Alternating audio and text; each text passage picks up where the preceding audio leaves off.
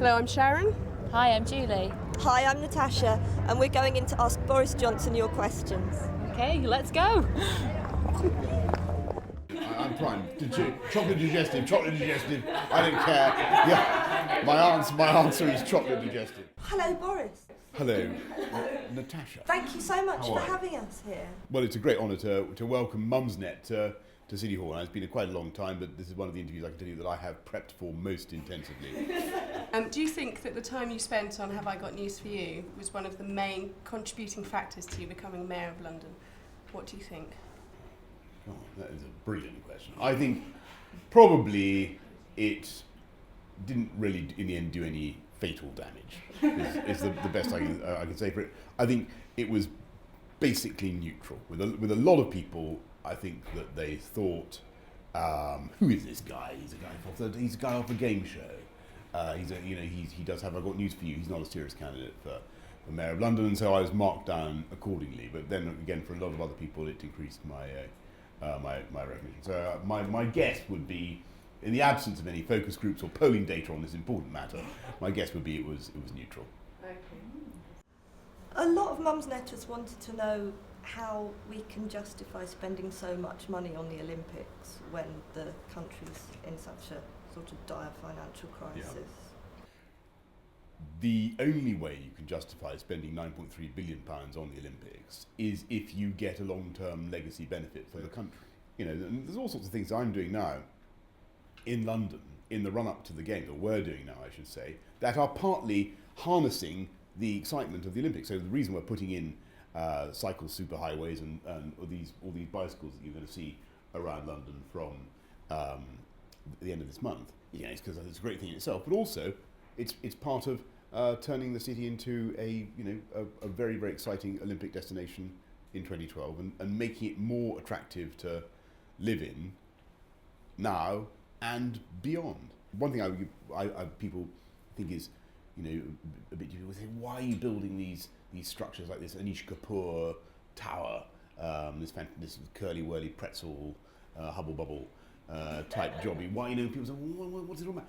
Actually, if you look what's happened since that idea took off, people are now coming forward saying, yes, we'll run that in legacy and we'll have a look at the stadium as well. Do we know roughly how much the ticket level is going to? Are there going to be graduation of ticket prices for people that live here and tourists? And do we know any? Do we have any details about that yet?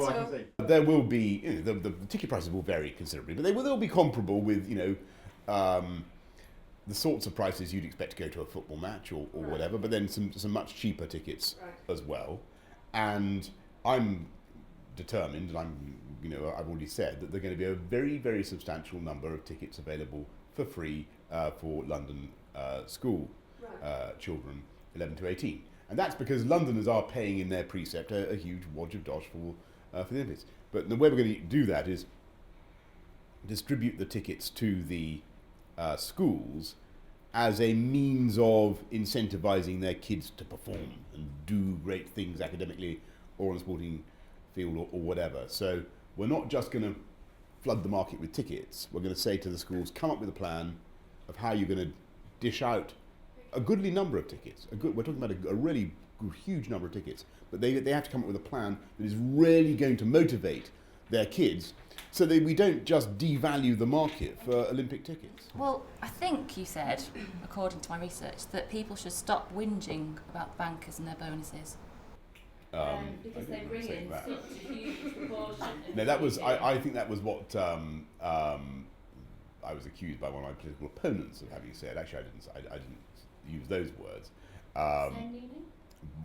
Well, I didn't. I think that. Actually, no. I thought that on the bonuses, some of them were completely obscene. A lot of them were completely obscene and mad and completely cloth-eared and bore no relation to the state of politics or people's real and legitimate anger about what had happened to the financial services industry. And you should read, there's a brilliant book that I commend to everybody on Mumsnet and everybody called The Big Short by Michael Lewis. It's a short book, but you really understand what a credit default swap was and what a collateralized debt obligation was, and you understand what a gigantic con the whole thing was outrageous. So there is a perception that you support the bankers, and you don't want to put taxes on their bonuses.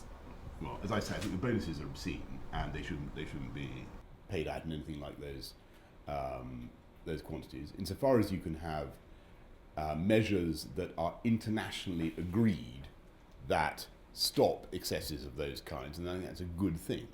Okay. And the reason I say internationally agreed is because I, as Mayor of London, don't want to see measures imposed by our government that irrationally damage the ability of London to compete. You're talking about talent, do you mean? Talent leaving the city? Is that what you mean by that? That's one problem. Because have we not just established that the whole thing is possibly a bit of a con?